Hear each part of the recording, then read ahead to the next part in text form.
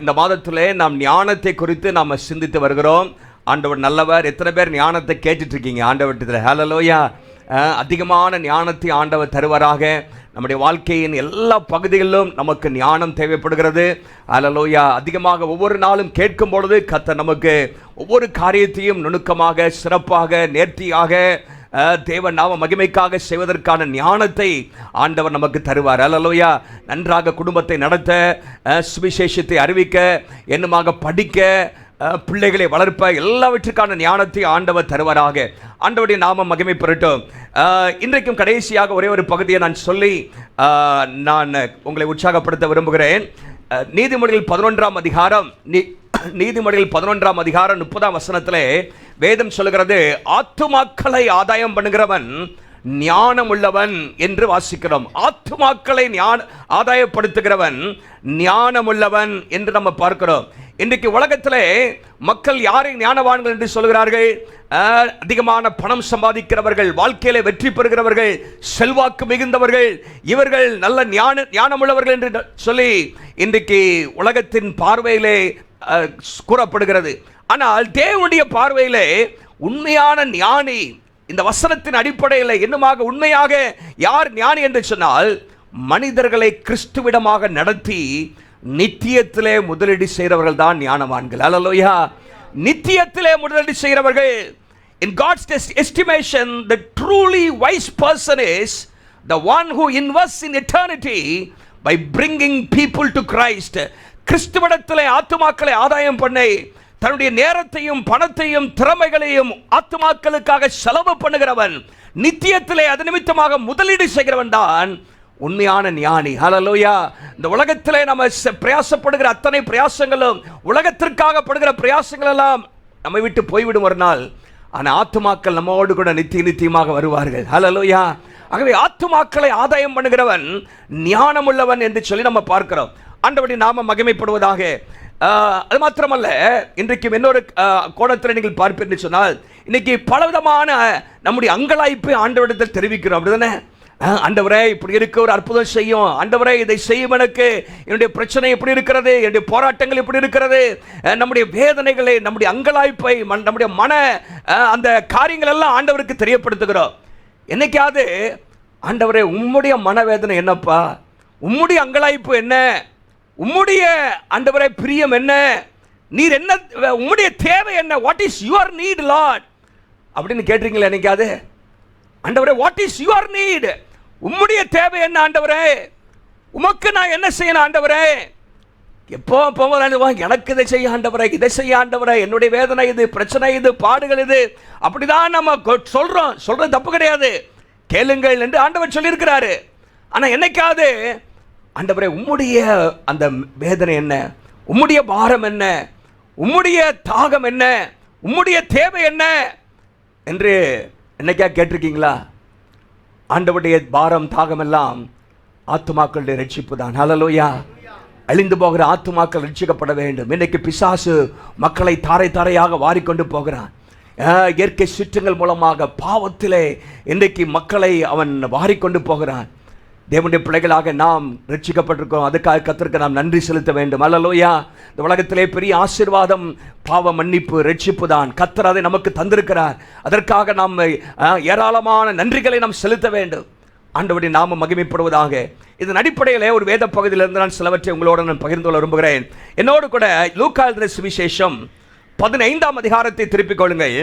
லூக்கா 15ஆம் அதிகாரத்தில் முதல் 7 வசனத்தை நான் வாசிக்க இருக்கிறேன். என்னோடு கூட அந்த வசனங்களை நீங்கள் பின்பற்றும்படி அன்போடு கேட்கிறேன். சகல ஆயக்காரர்களும் பாவிகளும் அவருடைய வசனங்களை கேட்கும்படி அவரிடத்தில் வந்து சேர்ந்தார்கள். அப்பொழுது பரிசேயரும் வேதபாரகரும் முறுமுறுத்து, இவர் பாவிகளை ஏற்றுக்கொண்டு அவர்களோடு சாப்பிடுகிறார் என்றார்கள். அவர்களுக்கு அவர் சொன்ன ஊமையாவது, உங்களில் ஒரு மனுஷன் 100 ஆடுகளை உடையவனாயிருந்து அவைகளில் ஒன்று காணாமல் போனால் 99 ஆடுகளையும் வனாந்திரத்திலே விட்டு காணாமல் போன ஆட்டை கண்டுபிடிக்கும் அளவும் தேடி திரியானோ? கண்டுபிடித்த பின்பு அவன் சந்தோஷத்தோடு அதை தன் தோளின் மேல் போட்டுக்கொண்டு வீட்டுக்கு வந்து சிநேகிதரையும் அயலகத்தாரையும் கூட வரவழைத்து, காணாமல் போன ஆட்டை கண்டுபிடித்தேன், என்னோடு கூட சந்தோஷப்படுங்கள் என்று என்பான் அல்லவா?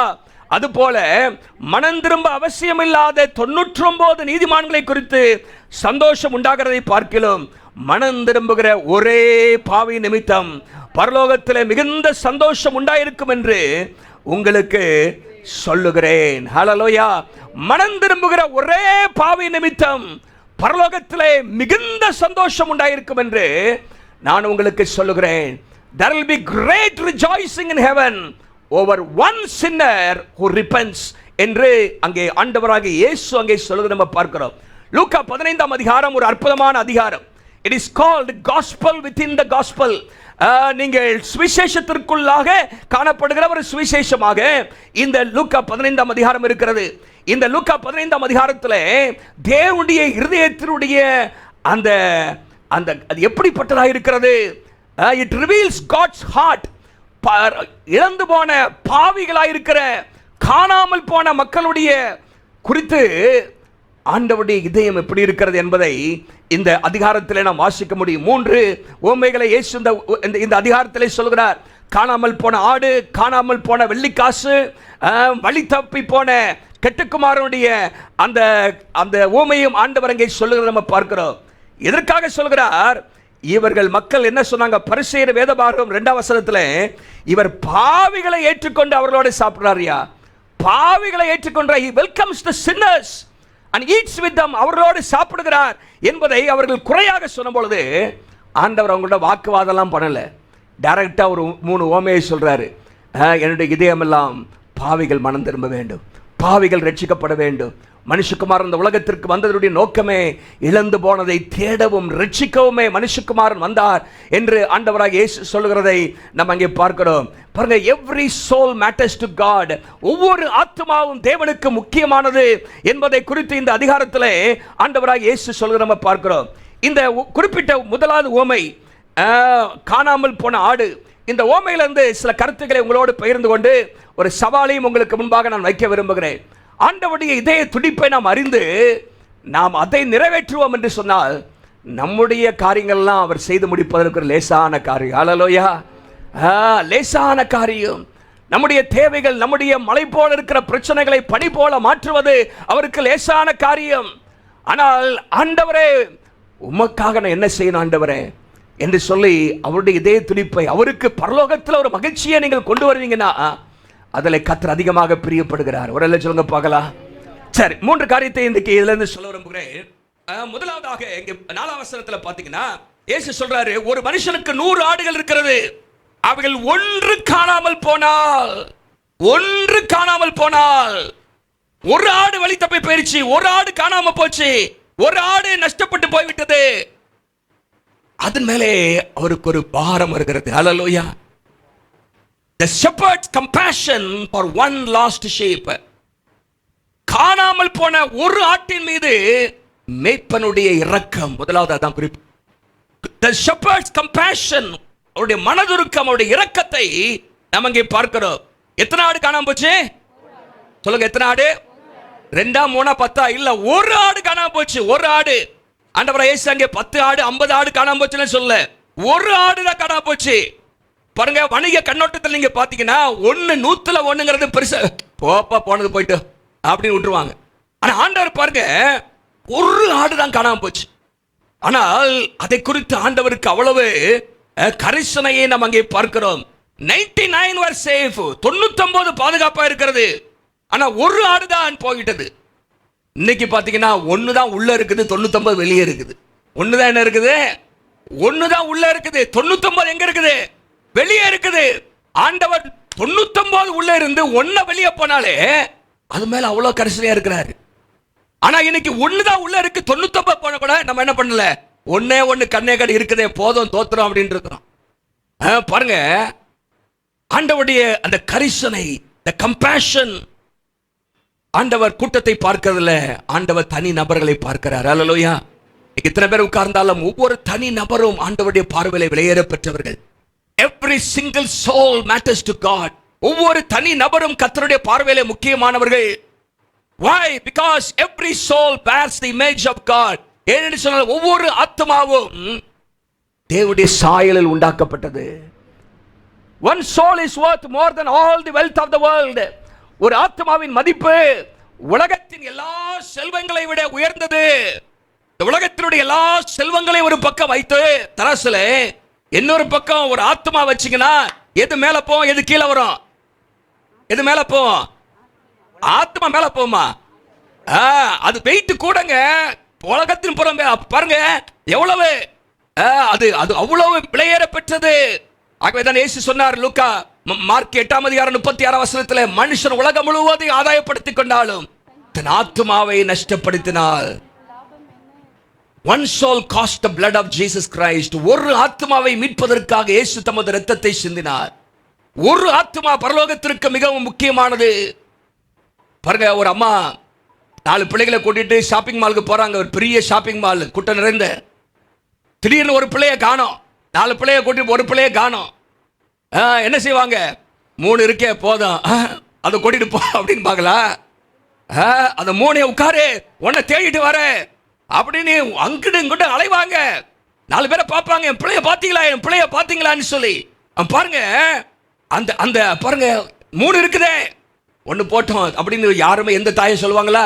அப்போ ஆண்டவர் பாருங்க அந்த அந்த ஒரு ஆத்மா மேலே அவர் கரிசனை உள்ளவராக இருக்கிறார். ஹல்லேலூயா. எத்தனை பேர் நம்முடைய வாழ்க்கையில ஒரு ஆத்மா மேல கரிசனை உள்ளவர்களாக இருக்கிறோம்? சபைக்கு ஒரு ஆத்மா வரல அப்படின்னு போய் விசாரிக்கிறீங்களா? இல்லாட்டி பாஸ்டர், இந்த சிஸ்டர், பிரதர் சில நாட்கள் வரல, நீங்க கேளுங்க, இந்த பிரதர் பக்கத்தில் உட்கார்ந்துருப்பாரு, ஆளை காணோம், நீங்க விசாரிச்சிருக்கீங்களா? என்னைக்காவது விசாரிச்சிருக்கீங்களா? வரல இல்லாட்டி சொல்லியிருக்கீங்களா எங்கள்கிட்டயாவது? நான் ஆறாவது நேரத்தில் இங்கே ஒரு பக்கம் ஆறாவது நேரத்தில் அப்படி பார்ப்பேன், யாரா வந்துட்டாங்களா அப்படின்னு சொல்லி. வரலன்னா உடனே அடுத்த நாள் எனக்கு தெரிஞ்ச எல்லாத்தையும் நான் சில நேரம் கவனிக்க முடியாது. பாருங்க, ஒன் சோல், ஒரு ஆத்மா ரொம்ப முக்கியம்.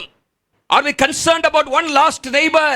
நம்முடைய அருகில் இருக்கிற அழகத்தார், நம்முடைய சொந்தக்காரர்கள், என்னமாக சக ஊழியர்கள், நம்மோடு வேலை பார்க்கிறவர்கள், அவர்கள் மேலே கரிசனை இருக்கிறதா? ஆண்டவராக இயேசு இந்த எல்லாத்தையும் பாருங்க, ஒரு வெள்ளி காசு, ஒரு ஆடு, இதை அதிகமாக முக்கியத்துவப்படுத்துவதை நம்ம பார்க்கிறோம். மேய்ப்பன் தேடுகிறார், அந்த பெண் தேடுகிறாள் ஒரு காசை. தகப்பன் அந்த ஒரு நபர் மனம் திரும்பி வரணும்னு சொல்லி மிகுந்த ஆவலோடு காத்திருக்கிறதை பார்க்கிறோம். அப்போ the shepherd's compassion, ஒரு ஆத்மா மேலே ஆண்டவர் அதிக கரிசனை உள்ளவராக இருக்கிறார். ஒரு அல்ல சொல்ல பார்க்கலாம், உன்னை தேடி போறாரு. இரண்டாவதாக the shepherd's commitment to search the lost sheep. அங்கே காணாமல் போன ஆட்டை தேடுவதில் மேய்ப்பனுடைய அர்ப்பணிப்பு. ஒன்ன காணோம் அப்படிங்கறத அவருக்கு இதே துடிக்குது, அதான் மனது இருக்கும். ஐயோ ஒன்ன காணோம் அப்படின்னு சொல்லி. இரண்டாவது, அதை காண போனதை தேடுவதற்காக அர்ப்பணிப்பை பாருங்களேன். அங்க என்ன சொல்லப்பட்டிருக்குன்னா, 99 ஆண்டுகளையும் வனாந்திரத்தில் விட்டு காணாமல் போன 4 வசனம், ஆட்டை கண்டுபிடிக்கும் அளவும் தேடி திரியானோ. நம்பர் 1 கம்பேஷன், நம்பர் 2 கமிட்மெண்ட், அர்ப்பணம். அங்கே it goes போகிறான் after the last one. கண்டுபிடிக்கிற வரைக்கும் தேடுறாங்க. ஒரு அல்ல சொல்லுங்க பார்க்கலாம், அந்த வார்த்தையை பாருங்களேன். ஆட்டை கண்டுபிடிக்கும் அளவும், until he finds it, அதை தேடி திரிகிறான். பின்னாடி goes after, அதுக்கு பின்னாடி போறான். அன்பு என்ன செய்யும்? தேடி போங்க. ஒரு அல்ல சொல்லுங்க பார்க்கலாம். love pursues, love always pursues. உண்மையான அன்பு தேடி செல்கிறது. ஆதாம் பாவம் செஞ்சிட்டான். ஆதாம் பாவம் செஞ்ச உடனே என்ன செஞ்சாரு? ஆதாம் போய் ஒளிஞ்சுக்கிட்டாரு. அப்போ ஆண்டவருக்கு தெரியுமா தெரியாது அவன் பாவம் செஞ்சாரா இல்லையான்னு? தெரியும். ஆதாம் ஒளிஞ்சிருக்கான்னு ஆண்டவருக்கு தெரியுமா தெரியாதா? தெரியும். ஆண்டவர் இவன் பாவம் செஞ்சு பிசாசுக்கு செவி கொடுத்து எங்கேயோ ஒளிஞ்சிருக்கான், வரட்டும் பார்த்துக்கிறேன் அப்படின்ட்டு இருந்தாரா? இல்ல, ஆதாமை தேடி போனார். ஹல்லேலூயா. ஆதாமே எங்கே இருக்கிறாய்? Adam where are you? எங்கே இருக்கிறாய் ஆதாமே அப்படின்னு சொல்லி, நான் சொன்னதை நான் எதை செய்யக்கூடாது என்று சொன்ன அதை செய்து விட்டாயோ ஆதாமே? அவன் அங்கே பாருங்க, பல அத்தி இலைகளை உடைய செய்து அவன் அங்கே காணப்படுகிறான். ஆண்டவர் அதை எடுத்துட்டு ஒரு தோளினால் உடைய ஆண்டவர் அவர் கொடுக்கிறார். ஹல்லேலூயா. பாருங்க, தேடி போறாரு. மனிதன் பாவம் செய்த பிற்பாடு அவன் வரட்டும், தப்பு செய்ய திருந்தி வரட்டும் அப்படிங்கிறது இல்ல, ஆண்டவரை தேடி போகிறார். ஒரு பதிலை, ஒரு நிவாரணத்தை அவனுக்கு கொடுக்கிறத நம்ம பார்க்கிறோம். மக்களை ஆண்டவர் தேடி வந்தார். இழந்து போனதை தேடவும் ரட்சிக்கவுமே மனுஷகுமாரன் வந்தார். The son of man came to seek அப்படின்னு போட்டிருக்கு லூக்கா 19:10 பாருங்க, தேடி வந்தார். தேடி வந்த தெய்வம் இயேசு அப்படின்னு ஃபாதர் பாடுறார். அல்லேலூயா. தேடி வந்த தெய்வம் இயேசு, என்னை தேடி இயேசு வந்தார். நம்மளாம் ஆண்டவரை தேடியா போனோம்? நம்மளை தேடி இயேசு வந்தார். அல்லேலூயா. அவர் நம்மை தேடி வந்து ரட்சித்தார். Love, that is the gospel. Love pursues. அந்த அன்பு இருக்கும் என்று சொன்னால் தேடி செல்லும். ஆண்டவர் தேடி செல்கிறத நம்ம பார்க்கிறோம். அங்க பாருங்க, எது வரைக்கும் தேடினாரா? அந்த வார்த்தையை பாருங்க, கண்டுபிடிக்கும் அளவும், until he finds it. கண்டுபிடிக்கிற வரைக்கும் தேடுறாரு. அல்லேலூயா. பாருங்க, அலட்சியமா தேடல, அவ்வப்போது வந்து தேடல. கண்டுபிடிக்கணும். எங்க இருக்கு, எங்க ஒளிஞ்சிருக்கோம், எங்க போயிருக்கோம், எங்க வழி தப்பி போயிருக்கோம், யார் தூக்கிட்டு போயிருப்பா அப்படின்னு தேடிக்கிட்டே இருக்கிறாரு. லிட்டரல்ல பாருங்க, கண்டுபிடிக்கும் அளவு. அந்த வார்த்தை ரொம்ப முக்கியமான வார்த்தை. until he finds it. ஒரு ஆத்மா போச்சு இல்ல, உலகத்துல இருக்கு, அதை கண்டுபிடிக்கணும். ஒரு ஆள் சொல்லுங்க பார்க்கலாம். அதுக்கு தான் ஆண்டவர் சபையை வச்சிருக்கிறாரு. அதுக்கு தான் ஆண்டவர் உங்களையும் என்ன ரட்சித்திருக்கிறாரு. கண்டுபிடிக்கும் அளவும், he refuses to give up. அதை விட்டுறல, கண்டுபிடிக்கும் அளவும் தேடி தெரியானோ பாருங்க. அது மாத்திரமல்ல, அப்போ போகிறாரு, போய் கண்டுபிடிக்கிற வரைக்கும் தேடுறாரு. அது ஒரு அர்ப்பணம். நம்ம என்ன செய்வோம்? காணாம போச்சு, எவ்வளவு நேரம் தேடுறது? 10 மணி நேரம் தேடிட்டேன், 15 மணி நேரம் தேடிட்டேன், 2 நாள் தேடிட்டேன், இதுக்கு மேலே என்னால் தேட முடியாது. ஒரு வாரம் சுவிசேஷம் சொன்னேன், 2 வாரம் சுவிசேஷம் சொன்னேன், இந்த ஆத்மா தேராத போலுக்கு போ அப்படின்னு நம்மளே என்ன பண்ணணும்? சில நரகத்துக்கு ஒப்பு கொடுத்துறோம். தேடுறாரு, தேடிக்கிட்டே இருக்கிறாரு. எத்தனை நாளாச்சுன்னு தெரியல, கண்டுபிடிக்கும் அளவுன்னு தான் போட்டிருக்கு. ஒருவேளை 3 நாள் தேடி இருக்கலாம், 10 நாள் தேடி இருக்கலாம், 1 மாசம் கூட தேடி இருக்கலாம். We do not know. கண்டுபிடிக்கிற வரைக்கும் தேடுகிறார். அப்ப போறது ஒரு அர்ப்பணம், கண்டுபிடிக்கிற வரைக்கும் விட்டு விடாம இருக்கிற ஒரு அர்ப்பணம். அப்புறம் போயிட்டு வந்து என்ன செய்றாரு? கண்டுபிடித்த பின்பு பாருங்க, கண்டுபிடிச்சிட்டார். ஒரு 5ஆம் வசனத்துல, கண்டுபிடித்த பின்பு அவன் சந்தோஷத்தோட அதை தன் தோளின் மேல் போட்டுக்கொண்டு, ஒரு அல்ல சொல்லுங்க பார்க்கலாம், அடிச்சு, எங்க படம் இத்தனை நேரத்தை வீணாக்கிட்டீங்க, தர நீ 2 சவுக்கு அடிச்சுட்டு இழுத்துட்டா வந்து இல்ல, அதை தோல்ல தூக்கி போட்டா, ஐயோ என் ஆடை கண்டுபிடிச்சிட்டேனே. அதை என்ன பண்ணா? I carried on his shoulder. அதை என்ன பண்றான்? தோளிலே போட்டுக்கொண்டு. இதாங்க கல்வாரி சிலுவை நமக்காக செஞ்சார். ஹல்லேலூயா. ஏ பாவி, திருந்தி வா அப்படி நம்ம திட்டல, தேடல. நமக்காக அவர் சிலுவையிலே நம்முடைய பாவங்களை சுமந்தார். நம்முடைய நோய்களை சுமந்தார், நம்முடைய துக்கங்களை சுமந்தார். சுமக்கிற தேவன் நம்முடைய ஆண்டவர். ஹல்லேலூயா. ஒரு ஆத்மாவை சுமக்கிற அந்த பாரம் நமக்கு தேவை என்று கர்த்தர் அங்கே சொல்கிறார். One soul is worth every sacrifice. எல்லாம் எழுதிக்கீங்க. One soul is worth every sacrifice.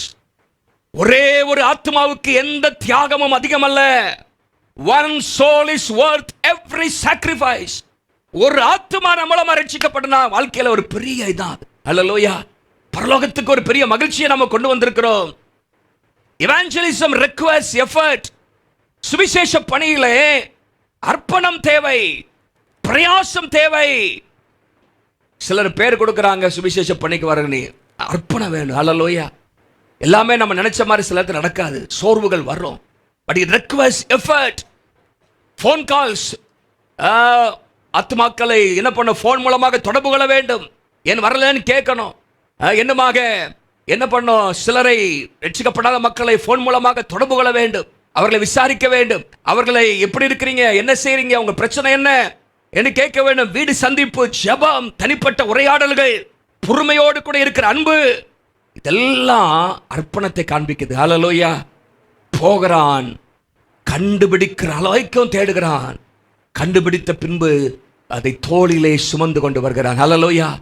இப்ப நல்லா கவனிங்க. இப்ப இயேசுடைய வாழ்க்கையை கொஞ்சம் சொல்றேன். இயேசு ஒரு ஆத்மாவுக்காக அவர் எடுத்த அர்ப்பணம் தெரியுமா? நிறைய அவசரங்கள் இருக்கிறது. சில உதாரணங்களை மாத்திரம் சொல்கிறேன், நேரம் கடந்து போகிற அப்படின்னாலே. பாருங்க, இந்த யூதர்கள் சமாரியாவுக்குள்ளாக போக மாட்டார்கள், சமாரியை கடந்துதான் போவார்கள். அங்கே யூதேயாவிலிருந்து கலிலேயாவுக்கு போனாலும், கலிலேயாவிலிருந்து சமாரியா அங்கே யூதேயாவுக்கு கீழே வந்தாலும், ஆனால் இயேசு ஒரு ஆத்மாவை தேடி சமாரியாவுக்கு போகிறார். அந்த ஒரு ஆத்மாவை மனதில் வைத்து அவர் சமாரியாவுக்கு போகிறதை நாம் யோவான் 4ஆம் அதிகாரத்தில் வாசிக்கிறோம். அந்த பெண், அவள் மோசமான பெண், புறக்கணிக்கப்பட்ட பெண், தனிமையான பெண். ஆனால் அவளுக்குள்ள ஒரு தாகம் இருந்தது, தாகம். She was a thirsty woman spiritually. இயேசு அவளை சந்திக்கிறார். அங்கே வெயிலின் உச்சகட்டத்திலும் அங்கே சந்தித்து அவளோடு பேசுகிறார். ஜீவ தண்ணீராகிய தன்னை அறிமுகப்படுத்துகிறார். தாகத்துக்கு தா என்று கேட்க அது உரையாடலை ஆரம்பிக்கிறார். உரையாடுகிறார் இயேசு, அந்த பெண்ணோடு உரையாடுகிறார். பல நிமிடங்கள், நேரங்கள் இயேசு அந்த பெண்ணோடு நேரத்தை செலவழிக்கிறார். யாக்கோபின் கிணற்றின் அருகே. கடைசியில் அந்த பெண் ரட்சிக்கப்பட்டுறார். ஹல்லேலூயா. அந்த பெண் ரட்சிக்கப்பட்டது மாத்திரமல்ல, சுவிசேஷிகாவும் மாறுகிறார். ஊருக்குள்ள போய் எல்லாத்தையும் கூட்டிட்டு வந்துடுறா இயேசுட்ட. ஹல்லேலூயா. பாருங்க, இந்த ஒரு நபருக்காக Jesus crossed a country for one soul. அது மாத்திரமல்ல, இயேசு ஒரு நபருக்காக கடலையே கடந்து அங்கே போகிறதை நம்ம மார்க் 5ஆம் அதிகாரத்தில் வாசிக்கிறோம். மார்க் 4ஆம் அதிகாரத்தின் பின்பகுதியிலிருந்து வாசித்தீங்கன்னா, அக்கறைக்கு போவோம் என்று சொல்கிறார் இயேசு. எதற்காக அக்கறைக்கு போவோம்? அங்க போயக்கு போறேன்னு சொன்னா, அங்கே ஒரு பிசாசு பிடித்த மனுஷன் இருக்கிறான். 6000 பிசாசு அவனுக்குள்ள இருக்கிறது. அவன் கல்லறையிலே அவனுடைய வீடு இருக்கிறது. தன்னைத்தானே கல்லுகளால் குத்தி வருத்தப்படுத்திக் கொண்டிருக்கிறான். அந்த ஆத்மா அழிந்து போய் கொண்டிருக்கிறது. அந்த ஆத்மாவை தேடி ஆண்டவர் இயேசு போகிறார். மார்க் 5ஆம் அதிகாரத்திலே முதல் 20 வசனத்தை நீங்க வாசித்தீங்கன்னா, ஆண்டவர் அங்கே புயலின் மத்தியிலும் அந்த மனுஷனை தேடி அங்கே போகிறார். ஒரு ஆத்மாவுக்காக அந்த மனுஷன் கர்த்தரை அறிந்து கொள்கிறான். 6000 பிசாசு அவனை விட்டு வெளியே போயிருது. அவன் 10 பட்டணங்களுக்கு தெக்கப்பொழி என்றால் 10 பட்டணத்துக்கு போய் இயேசு தனக்கு சொன்னவைகளை செய்தவைகளை சொல்லுகிறான். ஹல்லேலூயா. பாருங்க, ஒரு ஆத்மா ஆண்டவர் தேடி செல்கிறதை பார்க்கிறோம். ஒரு பட்டணத்துக்கு எரிகோ என்கிற பட்டணத்துக்கு ஆண்டவர் போன ஒரே நோக்கம், அங்கே லூக்கா 19ஆம் அதிகாரத்தில் சகேயு என்கிற ஒரு மனுஷனை பார்ப்பதற்காக. Jesus passed through a city for one soul. அநேக மக்கள் இயேசுவை இருக்கிறாங்க. அது போய்கொண்டே இருக்கிறார். ஒரு மனுஷன் தாகத்தோடு அங்கே உட்கார்ந்து இருக்கிறான், இயேசுவை பார்க்கணும்னு சொல்லி. அப்படியே கடந்து போயிருக்கலாம் அப்படியே. ஆனால் அவருக்கு தெரியும், ஒருத்தன் இருக்கான், தேடி கொண்டு இருக்கிறான், வாஞ்சையோடு இருக்கிறான், என்னை காணணும்னு பார்த்துட்டு இருக்கிறான். ஒரு தேடுதல் அவனுக்குள்ளாக இருக்கிறது. அவனை சந்திக்கணும், அவனை தேடி நாம் போகணும்னு சொல்லி இயேசு அந்த காட்டத்தி மரத்தாரு பக்கத்தில் வந்து அவர் நின்று அண்ணாந்து பார்த்து சகேயுவை இறங்கி வாங்குறார். அல்லேலூயா. எத்தனையோ பேர் சுத்தி இருக்கிறாங்க. ஒரு திரள் கூட்டத்துக்கு பேசிட்டு அவர் போயிருக்கலாம். அந்த ஒரு நபரை இறங்கி வா, உன் வீட்டுக்கு வரணுங்கிறாரு. எல்லாம் ஆச்சரியப்படும், என்னடா எவ்வளோ கூட்டம் போது ஒரு வீட்டுக்கு போறாரு, ஒரு மனுஷனை கூட்டிட்டு போறாரு. அந்த வீட்டுக்கு சந்தோஷம் வந்தது. ஹல்லேலூயா. வாழ்க்கையில பணம் இருந்தது. அந்த சகேயு வீட்டில் அவன் தலைவனா இருந்தான். ஆயக்காரர்களுக்கெல்லாம் தலைவன். அந்தஸ்து இருந்தது, பதவி இருந்தது, பணம் இருந்தது. ஆனா நிம்மதி அவன் வாழ்க்கையில இல்லை. இன்னைக்கு அநேகருடைய வாழ்க்கையில நீங்க நினைக்கலாம், நம்மால நல்லா அந்தஸ்தா இருக்காரு, கார் பயங்கரமா வச்சிருக்காரு அப்படின்னு நினைப்பீங்க. ஆனா நிம்மதி இருக்காது அவன் வாழ்க்கையில. சகேயு, he was a rich man. He was a man of position and power and money. பணம் இருந்தது, அந்தஸ்து இருந்தது, எல்லாம் இருந்துச்சு. ஆனா வாழ்க்கையில நிம்மதி அவனுக்கு இல்லை. இயேசு அதை பார்த்தார். ஹல்லேலூயா. இன்னைக்கு நம்ம வெளி தோற்றத்தை தான் பார்க்கிறோம். ஹல்லேலூயா. நீங்க 19ஆம் அதிகாரம் முதல் 2 வசனத்தை வாசித்தீங்கன்னா, அவனுடைய வெளி தோற்றம் போட்டிருக்கிறது. ஆயக்காரர்களுக்கு தலைவன், ஐஸ்வர்யவான், எல்லாம் போட்டிருக்குது. ஆனால் என்ன இல்லை, அவன் இயேசுவை கூட்டிட்டு போறான். இயேசு இந்த வீட்டுக்கு போய் இந்த வீட்டுக்கு ரட்சிப்பு வந்ததுங்கிறார். ஹல்லேலூயா. ஒரு ஆத்மாவுக்காக பரத்திலிருந்து இறங்கி வந்த தேவன் அவனை தேடி செல்கிறதை பார்க்கிறோம். ஒரு பிச்சைக்காரன், ஒன் பிளைண்ட் பெக்கர். மார்க் 10ஆம் அதிகாரம் ஆண்டவர் இயேசு சிலுவைக்கு போவதற்கு முன்பாக செய்த கடைசி அற்புதம் இதுதான். பாருங்க, இயேசு வந்த நோக்கம் சிலுவையிலே மரிக்க வேண்டும். ஆனால் அவர் இயேசு அங்கே போய் கொண்டிருக்கிறார் எருசலேமை நோக்கி. அங்கே நீங்க பாத்தீங்கன்னா, பர்த்திமேயு குருடன் இயேசுவே தாவீதின் குமாரனே என்று இறங்கும் என்று சொல்லி கேட்கிறான். அந்த இடத்துல இயேசு நின்றார்னு போட்டிருக்கு. ஹல்லேலூயா. இயேசு நின்றார். Jesus stood still அப்படின்னு ஆங்கிலத்தில் போட்டிருக்கு. அங்க ஒரு நபருக்காக நின்று அவனை அழைத்து வர சொல்லி என்ன செய்யணும்னு கேட்கிறாரு. பார்வையடைய வேண்டும் என்று சொல்றான். அவனுக்கு அந்த பார்வையை கொடுக்கிறார். அவன் இயேசுவை பின்பற்ற ஆரம்பிக்கிறான். ஹல்லேலூயா. ஒரு நபருக்காக இயேசு நின்றார். இப்போ சிலுவையில மரித்து அடக்கம் பண்ணப்பட்டு உயிரோடு எழும்பிட்டாரு. ஒரு மனுஷன் இயேசுவை சிலுவையில் அறையப்படுறதுக்கு முன்னாடி 3 தடவை மறுதளிச்சுட்டான். யாரு? பேதுரு. 3 தடவை மறுதளிச்சியா? சிலுவையில ஒப்பு கொடுத்தியா? நீ சாவு, நீ அப்படி உன்னை வரவே கூடாது அப்படின்னு இல்லை. அவனை கொண்டு கர்த்தர் பெரிய திட்டம் வச்சிருந்தாரு. யோவான் 21 அதிகாரத்தில் அவனை தன் சந்திப்பதற்காக கலிலேயா கடலுக்கு போறாரு. அல்லேலூயா. புசிப்பதுக்கு ஏதாவது இருக்குங்கிறாரு. அவனை பார்த்து கேட்கிறாரு, பேதுருவே, சீமோனின் குமாரனை என் மேல் அன்பா இருக்கிறாயா, என்னை அன்பா இருக்கிறாயான்னு சொல்லி அவனை மறுபடியும் சேர்த்துக் கொள்கிறார். அல்லேலூயா. He restores the one fallen disciple. விழுந்து போன அந்த சீஷனை, இல்ல தோல்வியுற்ற failed disciple, அங்கே தோல்வி அடைந்த ஒரு சீஷனை அவர் மீட்டெடுக்கிறதை நம்ம பார்க்கிறோம். ஒரு நபர் சிலுவையில நீங்க பாத்தீங்கன்னா உச்சக்கட்ட வேதனையில இயேசு இருக்கிறார். உச்சக்கட்ட வேதனை, சிரசிலே முள்முடி, சரீரம் முழுவதும் காயங்கள், வேதனை, இரத்த வெள்ளத்தில் இருக்கிறார். ஒரு மனுஷன் சொல்லுகிறான், ராஜ்யத்தில் வரும்போது என்னை நினைத்தரலும் என்று சொல்லும் பொழுது, அடப்பா இவ்வளவு பாவம் செஞ்சுட்டுங்க அதற்கே சாவு அப்படின்னு சொல்லல. அவன் மனம் திரும்ப பார்க்கிறார் ஆண்டவர். ஹல்லேலூயா. நீ இன்றைக்கு என்னோடு கூட பரதேசில் இருப்பாய். ஹல்லேலூயா. அந்த வார்த்தையை சொல்றாரு பாருங்க. அவ்வளவு வேதனையின் மத்தியிலும் நம்ம என்ன செய்ய, எப்பா எனக்கு ஏதாவது உதவி செய்ய மாட்டீங்களா அப்படின்னு இல்லை. அவனை பார்க்கிறார். அவனுடைய வாழ்க்கையில் இருக்கிற அந்த தேடுதலை பார்க்கிறாரு. அவனுடைய வாழ்க்கையில் இருக்கிற அந்த ஏக்கத்தை பார்க்கிறாரு. அவன் தன்னுடைய பாவத்தை உணர்கிறதை பார்க்கிறாரு. அந்த ஒரு நபரை சிலுவையிலும் கூட பரலோகத்துக்கு கொண்டு போயிட்டாருங்க. ஒரு சொல்லுங்க பார்க்கலாம். அந்த ஒரு நபரை சிலுவையில கடைசி நிமிடத்திலும் இயேசு பரலோகத்துக்கு அழைத்து செல்வதை நம்ம பார்க்கிறோம். Jesus saved one dying criminal. இப்படி நிறைய இருக்கு சம்பவம். கொஞ்ச நாள் சொன்னேன் பாருங்க. ஒரு நபர் one soul matters to God.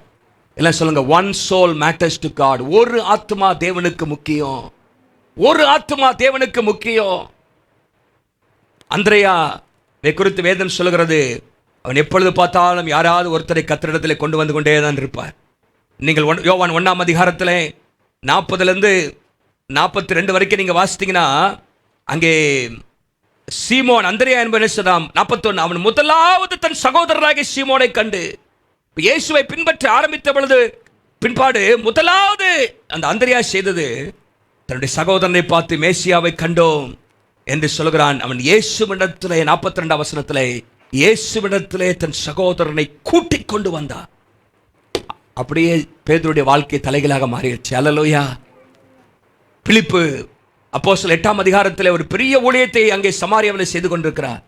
ஆண்டவர் சொல்றாரு, எப்பா பெரிய கூட்டத்தில் நீ ஊழியம் செஞ்சுட்டு இருக்க, பரவாயில்ல.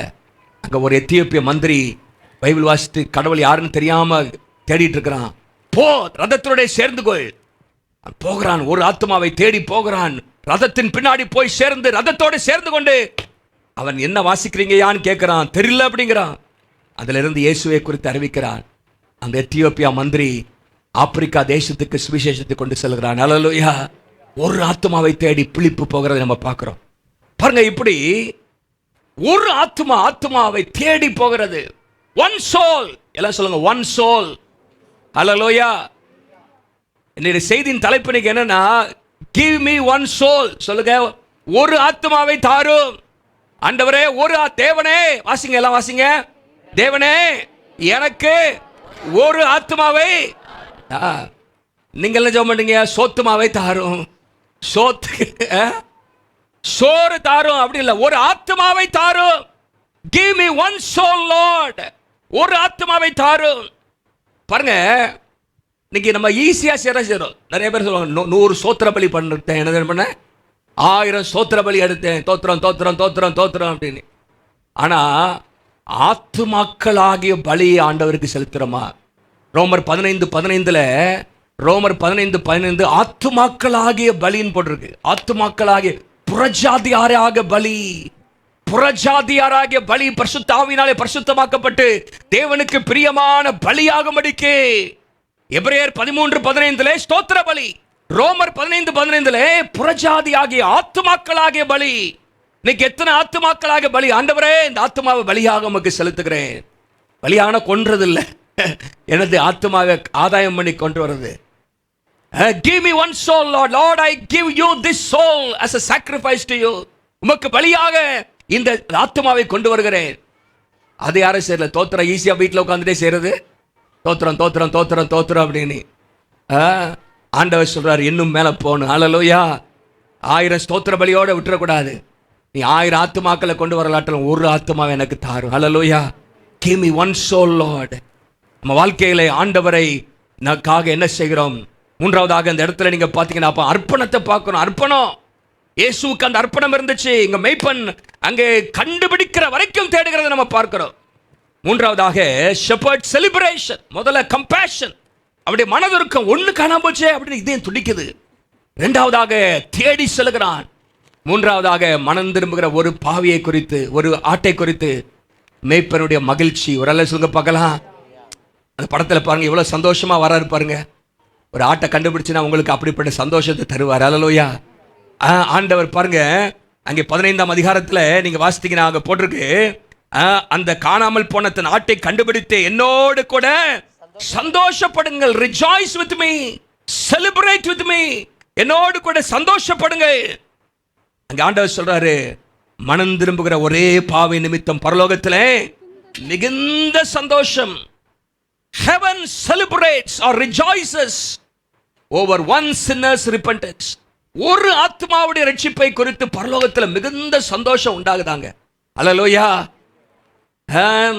ஆண்டவர் பரலோகத்தில் எங்கேயுமே நீங்க பாத்தீங்கன்னா பைபிள்ல உங்க பிள்ளை ஃபர்ஸ்ட் மார்க் எடுத்தா உங்களுக்கு சந்தோஷம்.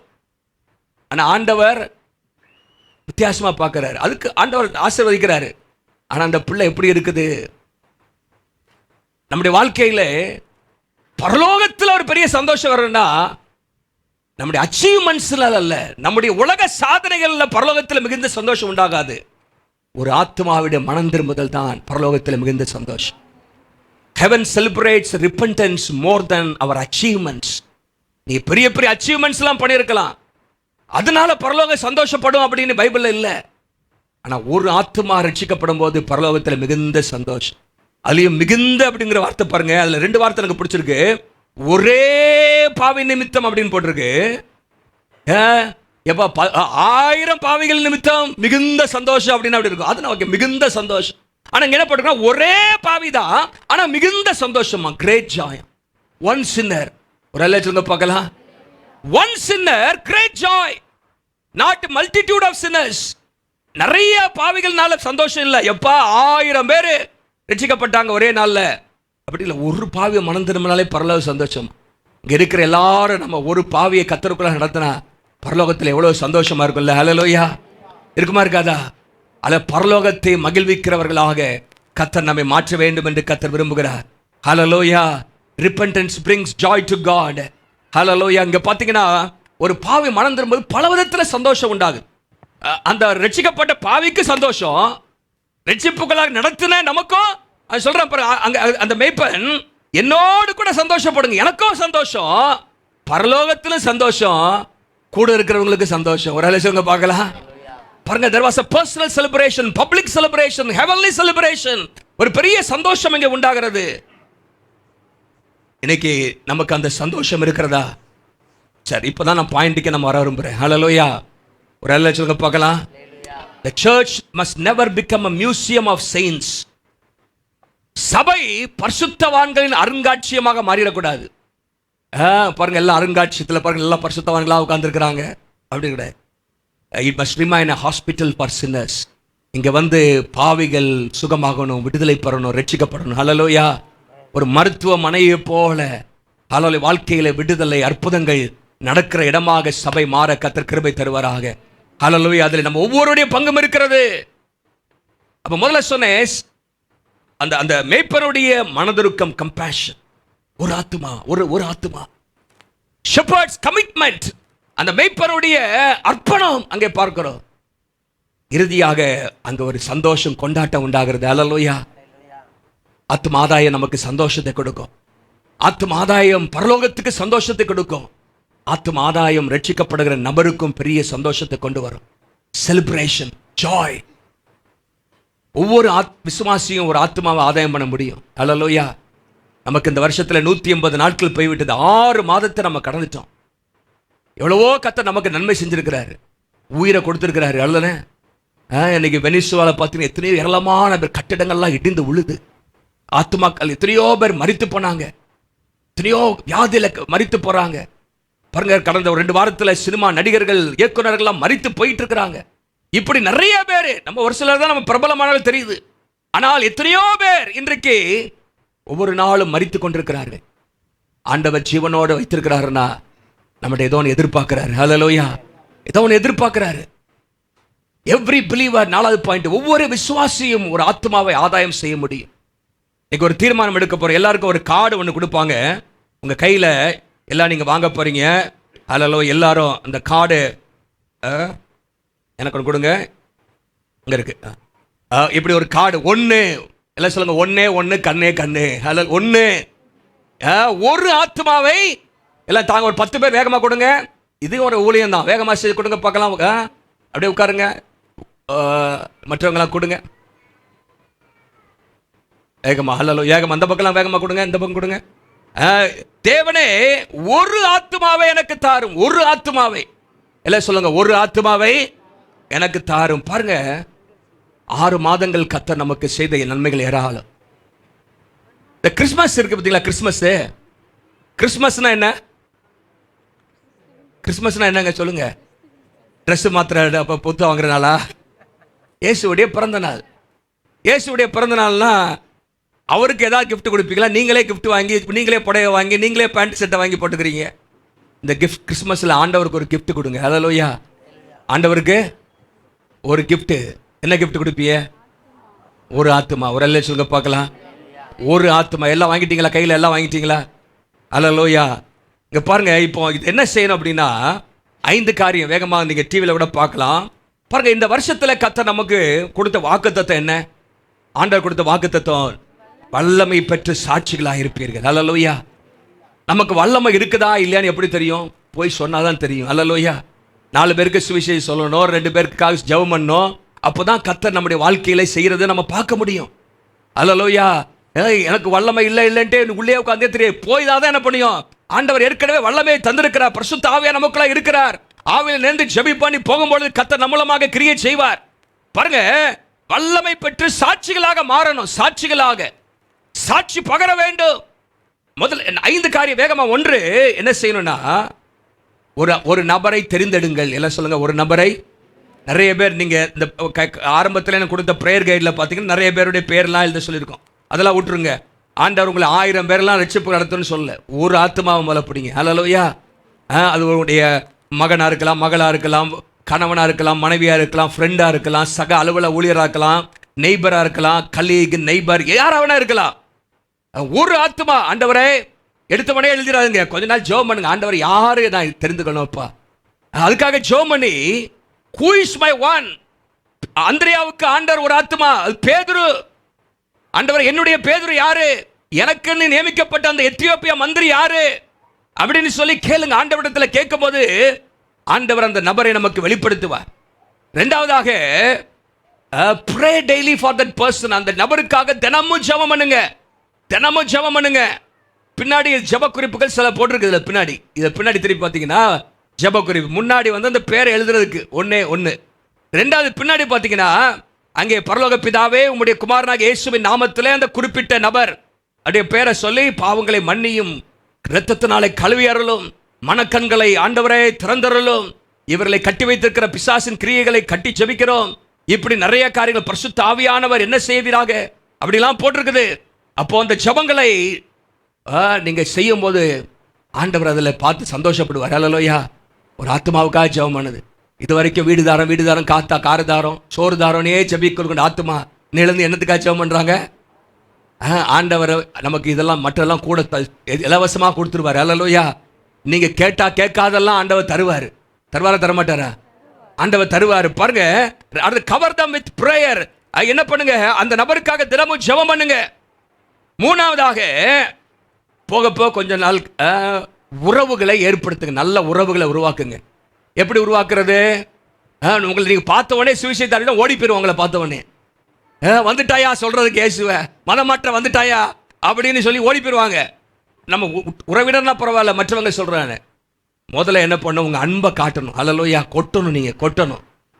இயேசு அன்பை காட்டி தான் நமக்கு ரட்சிப்பை கொடுத்தார். ஹல்லேலூயா. ஜீவனே கொடுத்தார். அன்பு காட்டுங்க, அக்கறை காட்டுங்க, உதவுங்க.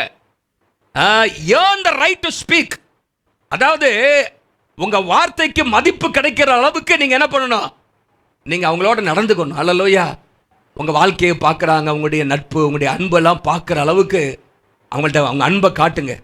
அன்பு பல கதவுகளை திறக்கும். அல்லேலூயா. வாதம் நிறைய கதவுகளை திறக்காது, அன்பு பல கதவுகளை நமக்காக திறக்கும். அல்லேலூயா. நல்ல உறவை உருவாக்குங்க.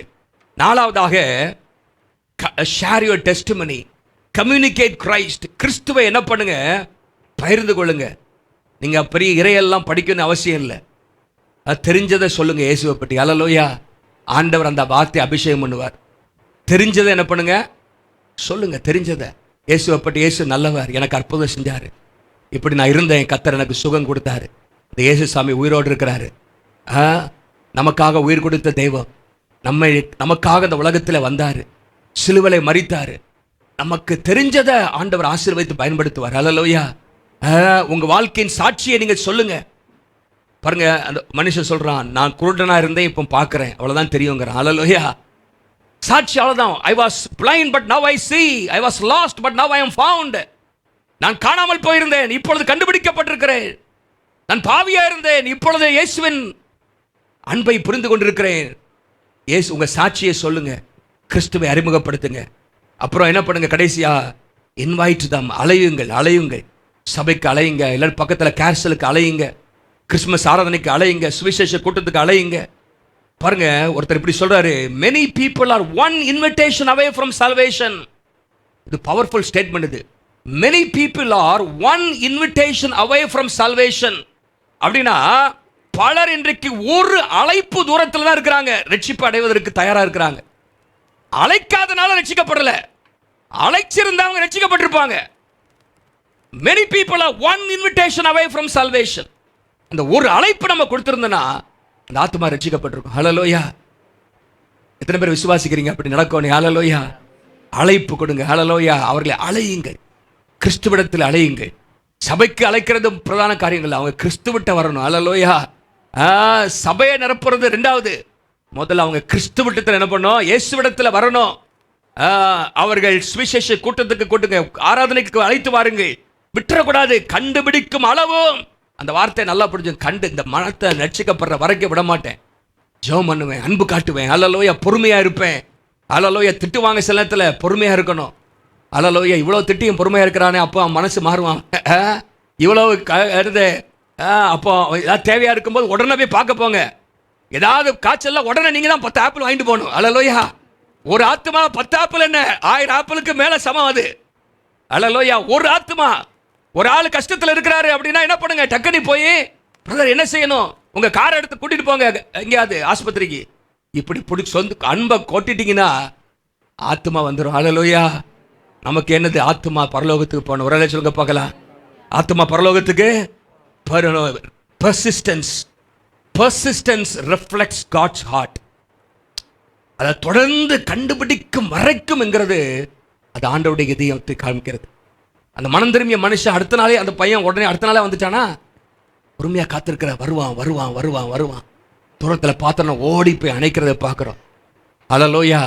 ஆகவே வருவார்கள், நம்ம முயற்சி எடுத்தால் வருவார்கள், ஜெபித்தால் வருவார்கள். எத்தனை பேர் விசுவாசிக்கிறீங்க? அல்லேலூயா. ஏன் நிறைய பேர் சுவிசேஷம் அறிவிக்கிறது இல்லை தெரியுமா? ஏன் தெரியுமா? முதல்ல பயம். நிறைய காரியம் இருக்குது, அதில் முக்கியமாக முதல்ல பயம், ஃபியர். ஐயோ, அவங்க நிராகரிச்சா நான் என்ன பண்ணுறது? அவங்க திட்டுனா என்ன செய்யறது? இயேசு திட்டுவானாரா இல்லையா? இயேசு எப்படி தெரியுமா சொல்லுவாங்க? பிசாசுன்னு சொல்லியிருக்காங்க. ஐயா, பிசாசுடைய மகன் நீங்க சொல்லியிருக்கிறான். தேசின்லாம் திட்டுறான். அப்படிலாம் இயேசு பொறுமையாக தான் இருந்தாரா இல்லையா? திட்டிட்டியா ஷூ அப்படின்னாலே அவன் செத்து போயிருப்பான். ஆனால் பொறுமையாக இருந்தான். அந்த ஆத்மா ரட்சிக்கப்படணும். உங்களை யாராவது பிசாசுன்னு திட்டிருக்காங்களா? திட்டிருக்காங்களா? தோத்துறோம். உங்களுக்கு ஆத்மா நிறையா வரப்போகுது. அல்லேலூயா. சில இடத்துல நம்ம சில தப்பை பார்த்து பிசாசு திட்டுறோம், அது வேற. ஆனால் பிசாசு மகள் இப்படிலாம் செஞ்சுட்டு இருக்கிப்பா அப்படின்னு சொல்றாரு. நமக்கு ஆண்டவருக்காக செய்யும் போது சிலத்தை திட்டலாம். பாருங்க, ஜீசஸ் வாஸ் ரிஜெக்டட், ஸ்கோல்டட். அவரை புறக்கணித்தார்கள். ஆகவே அதை குறித்து நம்ம பயப்பட வேண்டிய அவசியம் இல்லை. அல்லேலூயா. ரெண்டாவது, ஏன் ஊழியம் செய்வதுன்னா பாரம் இல்லை, ஆத்ம பாரம் இல்லை. இன்னைக்கு நிறைய நேரத்தில் நம்ம வெளி தோற்றத்தை தான் பார்க்குறோம், இப்படி இருக்காங்க அப்படி இருக்கிறாங்க அப்படின்னு தான் பார்க்குறோம், ஃபிசிக்கலாக பார்க்குறோம். நம்ம ஸ்பிரிச்சுவலாக ஒரு ஆத்மா இருக்குது, அது இயேசு இல்லாட்டி நரகத்துக்கு போயிருமே அப்படின்னு பார்க்கணும். அல்லேலூயா. அதான் பாரம் வரும். ஆண்டவரே, இந்த ஆத்மா பணம் இருக்குது, செல்வம் இருக்குது, கார் வசதியெல்லாம் இருக்குது, ஆனால் ரிட்சிப்பு இல்லை ஆண்டவரே, உண்மை அறியாமல் இருக்கிறாங்க. மனுஷன் உலகம் முழுவதும் ஆதாயப்படுத்தினாலும் தன் ஆத்மாவை நஷ்டப்படுத்தினா அவனுக்கு லாபம் என்னன்னு போட்டிருக்குதே. ஆண்டவரே, இந்த ஆத்மா ரட்சிக்கப்படணுமே, கெட்டு போகக்கூடாதுன்னு சொன்னா உங்களுடைய அன்பை அவங்க அறியணுமே. அந்த பாரம் உம்முடைய இதயத்தை உடைக்கிற காரியங்கள் என்னுடைய இதயத்தை உடைக்கட்டும். Break my heart what break yours என்று ஒரு பக்தன் சொல்கிறான். என்னுடைய ஆண்டவரே, அந்த அந்த மனதுருக்கம், இயேசு திரளான ஜனங்களை கண்ட பொழுது மனதுருகினார். மெய்ப்பனில்லாத ஆளுகளைப் போல இருக்கிறார் என்று சொல்லி. ஆகவே அந்த பாரத்தை ஆண்டவர் தரணும். அல்லேலூயா. சிலருக்கு பயம், சிலருக்கு பாரம் இல்லை. நிறைய பேர் சாக்கு போக்கு சொல்றது, சாக்கு போக்கு. நான் அவங்கள போல இல்லை, நான் ஒரு இவாஞ்சலிஸ்ட் கிடையாது, நான் சாதாரண விசுவாசி தான், ஆண்டவருக்கு அதான் வேணும். அல்லேலூயா. நான் யாரு பாருங்க, பிலிப்பு ஒரு பந்து விசாரணை செய்கிறவர், அந்த இன்னுமாக ஸ்தேவான் ஒரு பந்து, அவர்களை கொண்டு கர்த்தர் பெரிய காரியங்களை செய்திருக்கிறார், அவர்களை கொண்டு கர்த்தர் பலத்த காரியங்களை செய்திருக்கிறார். சமாரிய ஸ்திரீ பாருங்க, ஒரு சாதாரண ஒரு பாவத்தில் இருந்த ஒரு பெண், இயேசு அறிந்த பிற்பாடு ஊரே கூட்டிட்டு வந்தாங்க இயேசு இடத்துல. ஆகவே சாக்கு போக்குகள் சுவிசேஷத்திற்காக சொல்லக்கூடாது. ஆண்ட கொடுத்த பிரதான கட்டளை சுவிசேஷத்தை அறிவிக்கணும். அல்லேலூயா. இயேசுடைய அன்பை சொல்ல வேண்டும்.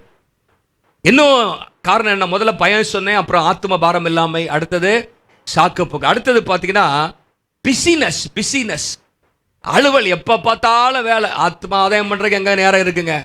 சுவிசேஷ ஊழியம் செய்கிறதுக்கு எங்கே நேரம் இருக்குது? தையலுக்கே நேரமாக போயிடுது, அங்கே ஓடுறதுக்கு இங்கே ஓடுறதுக்கே நேரம் போயிடுது. எனது அடிப்படையிலே என்ன பண்ணிடுது?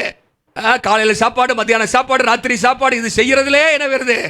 போயிருது, நேரம் போயிருது. பிஸினஸ்.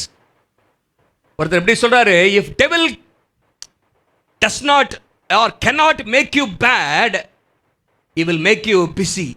உங்களை மோசமா பாவம் செய்ய வைக்க அவனால முடியலன்னா என்ன பண்ணிடுவானா? அலுவல் நல்லா வேலை செய்ய விட்டுருவான். நல்லா செய் 24 மணி நேரம் உழைச்சிக்கிட்டே இரு, சாவு, நீ எங்க அப்படின்னு உங்களை என்ன பண்ணிடுவான்? வேலை செய்ய விட்டுருவான், நிறைய பிஸி ஆக்கிடுவான். பிஸியா இருக்கிறீங்க அப்படின்னா, ஓவர் பிஸியா. சில ஆள் பார்த்தீங்கன்னா வேலை நாளை முடிச்சு என்ன செஞ்சோம், ஒண்ணுமே இல்லை, அப்படியே தான். BUSYனா பீயிங் அண்டர் சேட்டன்ஸ் யோகா. என்னது BUSYனா? என்னது? பீயிங் அண்டர் பிசாசு நுகத்தடியில் இருக்கிறோம் அப்படின்னு அர்த்தம். இன்னைக்கு நிறைய எல்லாத்துக்கும் நேரம் இருக்கு. டைம் ஃபார் ஒர்க், வேலை செய்யறதுக்கு நேரம் இருக்குது, டிவி பார்க்க நேரம் இருக்குது, இருக்கா இல்லையா? பார்க்கவே இல்லையா? டிவி இல்லை இருக்கும், அதனால பார்க்கல. டிவி இருக்கு. ஒருத்தர் சொன்னாரா, அதுதான் பாஸ்டர், நான் டிவியே பார்த்து பல வருஷம் அங்கே பார்க்கறதே இல்லை. அப்படியா? ரொம்ப பரிசுத்தமாக இருப்பீங்க போலுக்கே, உங்கள் வீட்டுக்கு வந்து பார்க்கலாமே அப்படின்னு பார்த்தா டிவியே இல்லை. ஹல்லேலூயா. அதுக்காக சோத்துறா பாரு, டிவியே இல்லை. டிவியை வச்சுக்கிட்டு நம்ம எப்போ டிவியை பார்த்துட்டே இருக்கிறது, சோஷியல் மீடியா ரீல்ஸை பார்க்கறது, அதுக்கே என்ன பண்ணுது? ஒரு ரீலில் பார்த்து அடுத்த ரீல் வருது, அடுத்த ரீல் போயிருது நேரம். டைம் ஃபார் எவ்ரிதிங் எல்ஸ், ஆனால் very little time for souls. ஆத்மாக்களுக்காக நேரம் இல்லை, தேடி செல்வதற்கு நேரம் இல்லை, அன்பை பகிர்ந்து கொள்வதற்கு நேரம் இல்லை. ஓய்வு நேரத்தில் பாருங்க, வேலைக்கு போறீங்க 9லேருந்து 6 மணி வரைக்கும், 5 மணி வரைக்குமோ, அங்கே 8 மணி நேரமும் வேலை செய்ய போகிறதில்ல. சாப்பிட்றதுக்கு நேரம் இருக்கும், டீ குடிக்க போகிறதுக்கு நேரம் இருக்கும். அந்த நேரத்தில் ஆண்டவரை யாரையாட்ட பேசணும், இயேசுவை பற்றி, இயேசுவை அன்பை தெரியப்படுத்தணும், நம்முடைய சாட்சியை சிலருக்கு சொல்லலாம். இப்படி இந்த வேலைக்கு போகிறது வேலையை தான் அத்தனை வரையும் செய்யணும் இல்லை. ஒரு 5 நிமிஷம் ஒரு வாய்ப்பு கிடைச்சா ஆண்டவரை அறிமுகப்படுத்தலாம், அவங்களுக்கு ஏதாவது உதவி செய்யலாம். இப்படி வாய்ப்புகளை தேடினா கர்த்தர் நமக்காக வாய்ப்புகளை தருவார். ஹல்லேலூயா. வாய்ப்புகளை ஆண்டவர் தருவார். ஆனால் பரிதாபம் என்னன்னா, இன்னைக்கு கிறிஸ்தவர்கள் 95% கிறிஸ்தவர்கள், 95% கம்மி இல்லை, 95% கிறிஸ்தவர்கள் வாழ்நாள் முழுசும் ஒரு ஆத்மாவை கூட கர்த்தர் இடத்துல கிடையாது. இவங்க ரட்சிக்கப்பட்டிருக்காங்க, but they have never won a single soul to Christ. 80% பேர் தொடர்ந்து சுவிசேஷத்தை அறிவிப்பதில்லை. சில சுவிசேஷத்தை அறிவிக்கிறாங்க, ட்ராக்ஸ் எல்லாம் கொடுக்க, ஆனா நேரம் எடுத்து இங்கே சொல்லப்பட்டபடி கண்டுபிடிக்கிற வரைக்கும், ரட்சிக்கப்படுற வரைக்கும், ஞானஸ்நானத்துக்குள்ள நடத்துற வரைக்கும் முயற்சி எடுக்கிறது இல்லை 95% பேர். ஆவிக்கு சபையில பெரிய பிரச்சனை என்னன்னா, ஆவிக்குரிய மலட்டுத்தன்மை, ஆவிக்குரிய spiritual barrenness is one of the greatest problems facing many churches today. எல்லாம் இருக்குது, ஆராதனை இருக்குது, எல்லாம் இருக்குது, பல காரியங்கள்லாம் இருக்குது. ஆனா விசுவாசிகள் மலடா இருக்கிறாங்க. என்னவா இருக்கிறாங்க? அந்த வார்த்தையை கேட்டாலே நமக்கு ஒரு கஷ்டமா இருக்கு, அப்படிதானே? சரீர பிரகாரமாக சிலர் பிள்ளையை பெற்றெடுக்காம இருக்கலாம், கர்த்தர் அனுமதிக்கிறார். ஆனா ஆவிக்குரிய வாழ்க்கையில நம்ம எல்லாரும் பிள்ளைகளை பெற்றெடுக்கணும். ஹல்லேலூயா. ஆவிக்குரிய வாழ்க்கையில நம்ம பிள்ளைகளை பெற்றெடுக்கணும். அந்த காரியம் போனோம். ராகேல் ஜெபம் பண்றாங்க, ஆண்டவரே பிள்ளையை தாரும் என்று சொல்லி ஜெபம் பண்றாங்க. எனக்கு ஒரு ஆத்மாவை தாரும் ஆண்டவரே, இல்லாட்டி சாகுறேன் அப்படிங்கிறான். இன்னைக்கு கேட்கணும், ஆண்டவரே எனக்கு ஒரு ஆத்மாவை தாங்க, எனக்கு ஒரு ஆத்மாவை தாங்க. நம்ம நியாய தீர்ப்பு நாளில் நிற்கும் பொழுது, ஆண்டவர் எத்தனை வீடு வச்சிருந்தப்பா, எவ்வளவு பணம் பேங்க்ல வச்சிருந்த, எத்தனை கார் வாங்கின அப்படிலாம் கேட்க மாட்டாரு. எத்தனை ஆத்மாவை பரலோகத்துக்கு கொண்டு வந்த. What will matter at the judgement seat, நியாயஸ்தானத்துக்கு முன்பாக நம்ம நிற்கும் பொழுது ஆண்டவர் நம்மகிட்ட கேட்கறதெல்லாம், உன்னுடைய நேரத்தை எப்படி பயன்படுத்தின, எத்தனை ஆத்மாக்கள் பரலோகத்துக்கு. That's a wisest investment. ஞானமுள்ள, மிகவும் ஞானமுள்ள ஒரு பெரிய முதலீடு. என்னன்னு சொன்னா, முதலீடு the wisest investment. நிறைய பேர் இன்னைக்கு பார்க்குறாங்க, எந்த இதில் போட்டால் இன்வெஸ்ட் பண்ணா, நிலத்தில் போடலாமா, தங்கத்தில் போடலாமா, வேற இதில் இந்த பேங்க்கில் போடலாமா, எனது மியூச்சுவல் ஃபண்டில் போடலாமா, வேற சொல்லுங்க சிஸ்டர், அவங்களுக்கு தான் தெரியும் நிறையா. இப்படி நிறைய போடலாமா அப்படின்னு என்ன பண்றாங்க, யோசித்து போடலாமா, முதலீடு செய்யலாமா, லேண்டில் போடுவோம்ப்பா, முதலீடு போடுங்க. ஆனா எல்லாத்துக்கும் மேல எதுல போடணும்? ஆத்துமாக்கள் மேல முதலீடு போடணும். அல்லேலூயா. தேவ ராஜ்யத்தில் முதலீடு செய்யணும். அல்லேலூயா. இதெல்லாம் போயிடும் ஒரு நாள்ல.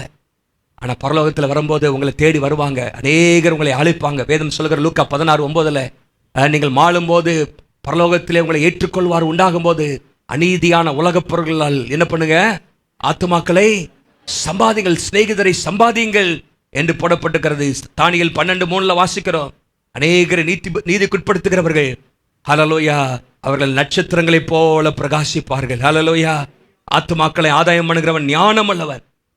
ஆண்டவரே நேசிக்க ஒரு ஆத்மாவை தாரும், ஆண்டவரை ஜெபிக்க ஒரு ஆத்மாவை எனக்கு தாங்க, நான் தேடி செல்வதற்கு ஒரு ஆத்மாவை தாங்க, ஆண்டவரை இயேசுவிடத்திலே கொண்டு வருவதற்கு ஒரு ஆத்மாவை தாங்க.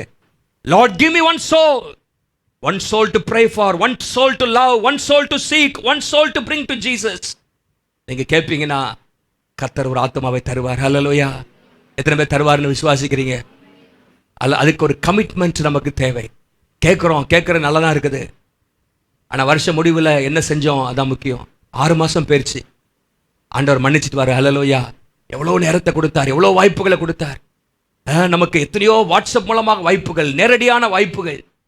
நிறைய பேர் நம்ம சர்ச்சில் அனுப்புகிற அந்த பாட்டு கூட, வசனத்தை கூட வைக்கிறது கிடையாது. ஒரு கிளிக்கு தான் ஸ்டேட்டஸில் வைக்கணும்னா ஒரு 10% தான் வைக்கிறாங்க. படித்து சொன்ன 1ஆம் தேதி ஜனவரி மாதம். உங்களுக்கு இல்லாட்டு பரவாயில்ல, வாட்ஸ்அப்பு அதெல்லாம் இல்லாட்டு இருக்கிறவங்க ஒரு வசனத்தை வச்சா நம்ம குறைஞ்சி போயிடுவோமா? நேரம் எடுக்கணும், அதுக்கு ஒரு கமிட்மெண்ட் தேவை. ஹல்லேலூயா. பிரயாசப்படணும். கண்டுபிடிக்கிற வரைக்கும் என்கிற வார்த்தை, அதான் ஆண்டவர் நம்மை தேடி வந்தார். நீங்க ரட்சிக்கப்பட்டிருக்கிறீங்களே, பரலோகத்துக்கு ஆண்டவர் உங்களை சொந்தக்காரராக மாற்றிருக்கிறாரு, உங்களுடைய பாவத்தை மன்னிச்சிருக்கிறாரு. அதுக்கு ஆண்டவருக்கு நீங்க என்ன செய்றீங்க? ஒரு ஆத்மா எனக்கு தாரும். எல்லாரும் எழுமி நிற்போமா? எழுமி நிற்போம்.